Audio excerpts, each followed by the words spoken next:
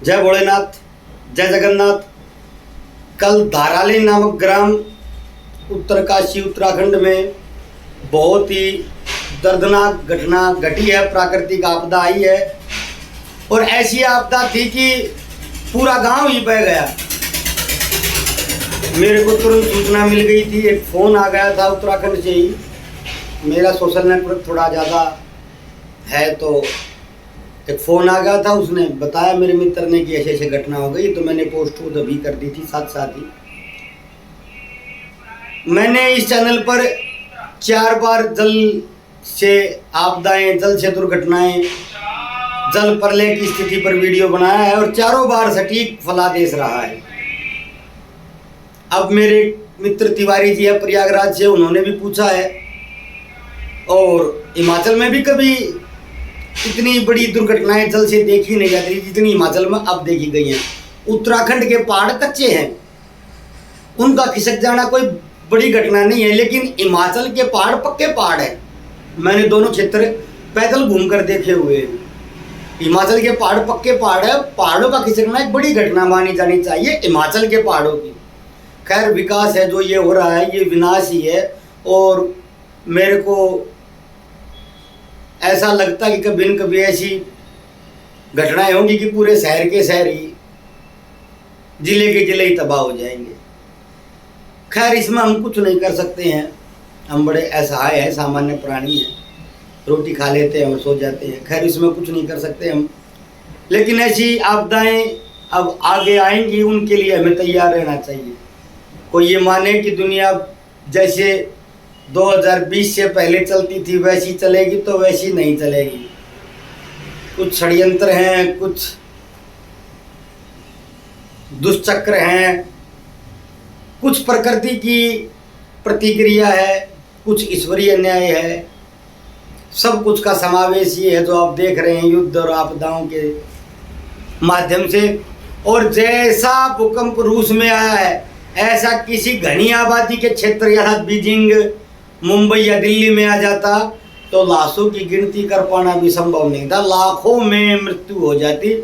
वो तो इतना परमात्मा का धन्यवाद है कि वो ऐसे स्थान पर आया कि जहाँ पर आबादी न के बराबर है।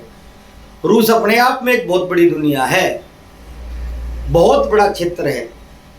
और यदि मुंबई में आया होता और उसके बाद सुनामी आ गई होती तो मुंबई का तो पता ही नहीं लगता कि कहाँ चली गई है। 9 का भूकंप घनी आबादी के क्षेत्र में तो बिल्डिंगों को उड़ा देगा। वहाँ बिल्डिंग थी ही नहीं, कोई इक्का दुक्का घर था तो इक्का दुक्का घर को फर्क भी नहीं पड़ता भूकंप से। जब घर से घर, मकान से मकान, बिल्डिंग से बिल्डिंग अड़ी होती है तो फिर बड़ा दर्दनाक मंजर हो जाता है।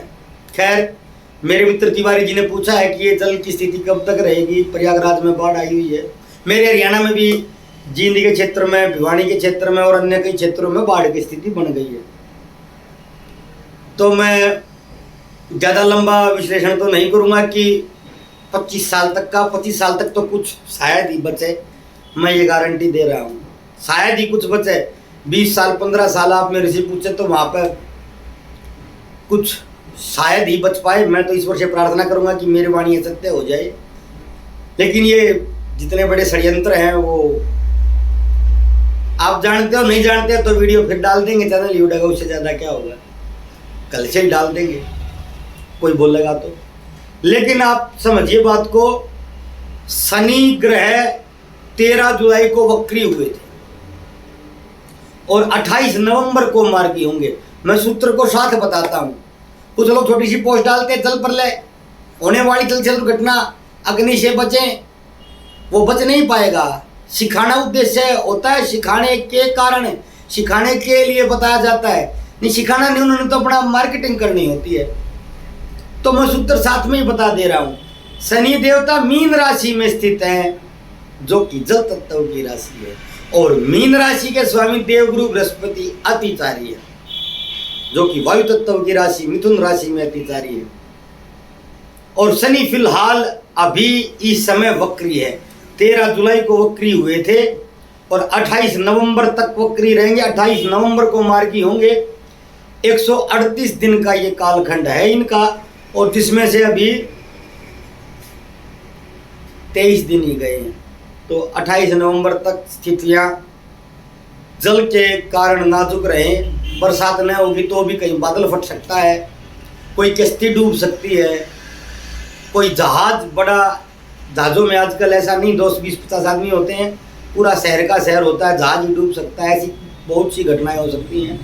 और मानसून यहाँ नहीं तो धरती पर कहीं भी हो सकते हैं। लेकिन भारत में स्थिति सितंबर 7 तक ज़्यादा नाजुक रहेगी, उसके 15 दिन में कंट्रोल होनी शुरू हो जाएगी। जल के कारण बोला है, 7 सितंबर से 15 दिन बाद तक कंट्रोल होनी प्रारंभ हो जाएगी। 22 सितंबर तक आप कंट्रोल में मान सकते हैं, तब तक स्थितियां नाजुक रहने की संभावना है। आज को देखें तो लगभग 1.5 महीना ये स्थिति चल सकती है। उसके बाद में शनि 2026 में पुनः वक्री होंगे, तब इससे भी भीषण जल की बड़ी घटनाओं को देखना पड़ेगा। और देखना व्यवस्था भी है, कहाँ जाए, जब तक जीवित है देखना ही मजबूरी है, यही प्रारब्ध है, यही नीति है। लेकिन ये सारा षड्यंत्र भी नहीं है और सारा प्राकृतिक भी नहीं है, दोनों बातें हैं इसमें। अब दोनों बातें हैं तो हम कुछ नहीं कर सकते, हमारे लिए तो सब प्राकृतिक ही है, कृत्रिम कुछ नहीं है। लेकिन ये घटनाएं अब 22 सितंबर तक ज़्यादा होने की संभावना है, उसमें भी 7 सितंबर तक ज़्यादा है। 7 के बाद तो 15 दिन मैंने इसीलिए लिए हैं कि गोचर की मारकता और भीषणता कम होते होते होते होते 15 दिन लग जाते हैं कई बार, नहीं तो 7 सितंबर तक ही नाजुक समय है, लगभग 1 महीना। तो 1 महीना अब जो वहाँ पर रहता है, जिसका मकान है, दुकान है, गांव है, घर है, वो तो विवश है, कहाँ जाए भाई, कहाँ भाग जाए, प्रयागराज वाले कहाँ चले जाएं। एक दरोगा जी माँ गंगे को कभी आचमन कर रहे हैं, कभी नमन कर रहे हैं, कभी छत से कूद कर उसमें तैर रहे हैं, राष्ट्रीय स्तर के तैराक है। तो कुछ लोग उनकी आलोचना कर रहे हैं, कुछ प्रोत्साहन कर रहे हैं, कुछ में मजाक ही कर रहे हैं। मेरा सोचना थोड़ा दूसरा है। मैं कभी गंभीर ज़्यादा होता नहीं, बड़ी सी बड़ी घटना पर भी मैं तुरंत सहज हो जाता हूँ सुनकर। बस सामान्य सामने यदि ऐसा हो कि सहज दिखाई नहीं देना, तो मैं कृत्रिम रूप से ऐसा भावभंगिमाएं बनाता हूँ कि सामने वाला समझे कि ये भी उदास है, दुखी है। लेकिन मेरा दुखी होने का समय न के बराबर है, होता नहीं हूँ। लेकिन मैं हास्य में रहता हूँ। मेरा सोचना ये गंभीरता का रोग है, सीरियसनेस इज ए डिजीज। और जब आप समस्याओं को नहीं निपटा सकें, उनसे पार नहीं पा सके, तो कम से कम उन पर हंसी ले। ये एक यहूदी दार्शनिक ने लिखा था और बहुत वायरल हुई थी, दुनिया में सबसे ज़्यादा पढ़े जाने वाले दार्शनिकों में से एक है वो। तो अब वो नेता, वो दरोगा जी उसमें कूद कर तैर रहे, तो क्या करे भैया, घर पे तो उसको रहना है, कहाँ भागे अब, पृथ्वी लोग छोड़कर अंतरिक्ष में चला जाए, आकाश गंगा बदल ले, ऐसा संभव नहीं है। तो बैठ गया तो रो ले, यहाँ से ले, 1 मंजिल डूबी हुई है तो क्या करे, या तो बैठकर रो ले, या उदास होकर डिप्रेशन बनाकर देखता रहे, या कूद कर तैर ले। जल में तो वही रहना है, गंगा माँ तो जो चढ़ी हुई है वो अपने अनुसार, अपनी स्थिति अनुसार, प्रारब्ध अनुसार उतरेगी, स्थिति अनुसार कम होगा जल तो वो अपने तैर ही रहे हैं, तैर कर ही आनंद ले रहे हैं। बताओ और क्या कर ले। मेरे को तो अच्छा लगा, मैं भी ऐसा ही करता हूँ। मैं भी हंसता हूँ, जब कोई गंभीर समस्या होती है तो हंसता हूँ, फिर सो जाता हूँ, बाढ़ में जाए। लगता है मेरे को दरोगा जी भी तंत्र के विद्यार्थी होंगे। 7 सितंबर के बाद स्थितियाँ धीरे धीरे कंट्रोल होना प्रारंभ होगी, और जिनने वहाँ पर रहना है वो तो फंसे हुए हैं, वो कहाँ जाएं अब घर छोड़कर। ऐसे बोल देते हैं कि लोग वहाँ चले जाए, जाना संभव थोड़ा होता है, एक दिन भी संभव नहीं होता है। खाएंगे क्या, सभी अंबानी के बेटे अनंत अंबानी नहीं है कि कहीं भी घूमते रहेंगे। लेकिन जो घूमने जा रहे कम से कम वो तो बचाव कर सकते हैं, अपने घर रहे, पहाड़ों की तरफ न जाएं। मैंने पोस्ट डाली थी कि पहाड़ों पर न जाए, पहाड़ खुद नीचे आने वाले हैं, पहाड़ों पर न चढ़े, पहाड़ ही नीचे आने वाले हैं। तो पहाड़ नीचे आ रहे हैं, आप देख लें, जो मैंने बोला था, जैसा बोला था वैसा वैसा घट रहा है। और गुरु कर्क राशि में जाएंगे तब भी जल की घटनाएं होंगी, सिंह में जाएंगे तब अग्नि की घटनाएं होंगी, और घटनाएं चलती रहेंगी। अब बिल्कुल स्थिति 20-30 साल 10 साल के लिए सामान्य हो जाए ऐसा नहीं है, कभी साल 2 साल सामान्य हो गया तो बड़ी बात है, बाकी स्थितियाँ कम ज़्यादा गंभीर ही रहेंगी, घटनाएं ऐसी ही होंगी, हम उसमें कुछ नहीं कर सकते। मेरा पोस्ट वीडियो डालने का जो लोग भयभीत तो उनको बताने का उद्देश्य है कि ज़्यादा भय न करें, 7 सितंबर के बाद सामान्य हो जाएगा जिन्होंने प्रश्न किया है। और दूसरा मैं ये कह रहा हूँ कि जो वीकेंड पर घूमने भागते हैं वो कम से कम घर पड़े रहे अपने। कुछ लोगों के पास थोड़ा सा पैसा आता है ना, वो सोचते हैं कि दुनिया में उनसे बड़ा विश्व विजयी, उनसे बड़ा मनोरंजन लेने वाला कोई नहीं है, जबकि वो मनोरंजन नहीं है, वो तो खुद दुखी आत्मा है जो बाहर घूमकर मनोरंजन ढूंढते हैं। कुछ डालते कि मैं पहाड़ों पर जाकर खुश होता हूँ, मैं वादियों में रहना चाहता हूँ। क्यों? घर में कोई दिक्कत है क्या तेरे को? आपके अंदर दुख भरा है तो आपको हर जगह दुख ही दिखाई देगा, और आपके अंदर आनंद है तो बाहर सर्वत्र आनंद है, कहीं दुख नहीं है। एक किसी ने पोस्ट डाली थी कि आप अपना क्षेत्र छोड़कर कहाँ रहना चाहेंगे। हजारों लोग हिमाचल लिख रहे थे, हजारों उत्तराखंड लिख रहे थे, हजारों राजस्थान लिख रहे थे, तीनों मूर्ख थे, तीनों प्रकृति के। हिमाचल में जीवन बड़ा जटिल है, मैंने देखा है, मैंने कुश्तियाँ लड़ी वहाँ पर। उत्तराखंड का हाल तो बहुत उससे भी बुरा है, मूलभूत सुविधाएं भी नहीं है, और राजस्थान में पीने के लिए पानी भी नहीं है। पानी है तो इतना जहाँ पर है वहाँ पर इतना उसका टेस्ट है, इतना भारी है, उसका वो विटामिन का वो इतना ज़्यादा है कि आप मर जाएंगे उसको पी लेंगे तो। वहीं का आदमी झेल सकता है उसको, जिसकी बॉडी की प्रकृति वैसी है। और दूसरा, पहली बात पानी ही नहीं है, 20-20 किलोमीटर 15-15 किलोमीटर पानी लेकर आना पड़ता है, तो क्या करेंगे? ये दूर से अच्छे लगते हैं, दूर के ढोल सुहावने होते हैं। कहीं दूर ढोल बजता है ना, आदमी सोचता है बड़ा अच्छा लग रहा है, लेकिन कान के पास बजता है ना तो कान फाड़ देता है।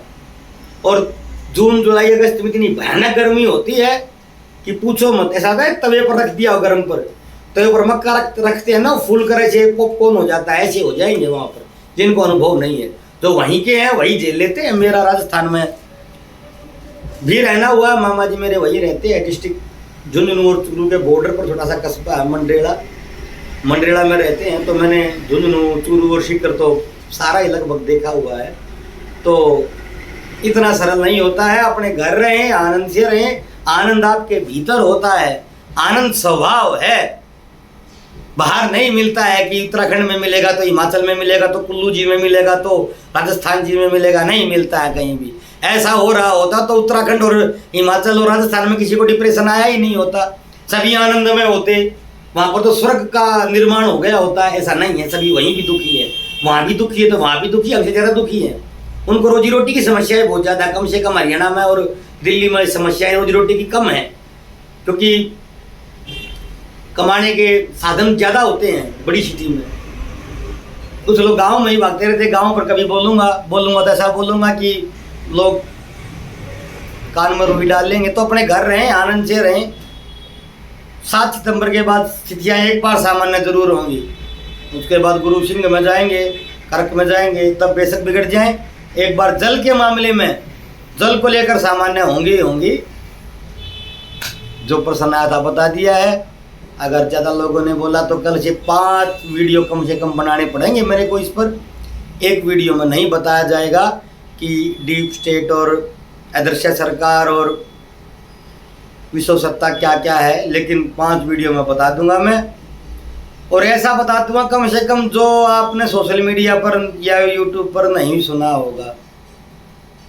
हर पहलू को घुमा फिरा कर बता दूंगा। कितने बच्चे थे, कहाँ गए, कहाँ से कहाँ चले, क्या क्या संगठन है, बिल्डबर्ग, MI6 और रोथस्चाइल्ड और रॉकफेलर और मॉर्गन और सब जानता हूँ, कुछ नहीं बताऊंगा। जो इंग्लैंड से कनेक्शन है उसको छिपा जाऊंगा, वो तो फिर परमाणु फटना हो जाएगा।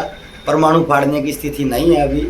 हाँ, जानकारी चाहिए तो दे दूंगा। 5 वीडियो बनाने पड़ेंगे और उसको रीच नहीं मिलेगी तो बंद कर दूंगा। पहले को रीच मिलेगी तो ही दूसरा वीडियो बनाऊंगा। मिलते हैं तो यदि ज़्यादा लोगों ने बोला तो बनाऊंगा फिर इस पर वीडियो। ज़्यादा क्या कर लेंगे भैया, हमारा क्या कर लेंगे, हम तो फकीर आदमी हैं। नया चैनल बना लेंगे, 6वां ये 7वां बना लेंगे, हम तो फकीर आदमी हैं जी। धन्यवाद। जय भोलेनाथ, जय जगन्नाथ।